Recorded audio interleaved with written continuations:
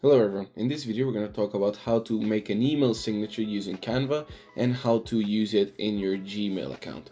So first of all, we're going to go onto Canva, going to search for email signature, and we're just going to choose a design that we like. So I'm just going to choose this one, for example, customize this template. So once we've chosen our design and made changes to it, we can go over to File in the top left corner and then press download.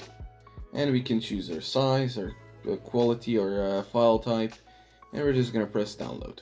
So once we are done with that, we can go over to Gmail, go in the top right corner, press the settings icon, see all settings, gonna scroll at the bottom, and then go to signature, create new, give it a name, and then we're just gonna press on this insert image button and we're gonna upload our template. So once we've uploaded our template, we're gonna go press allow, and then we're gonna put for new emails use signature, on new reply forward use signature, and insert signature before quoted text.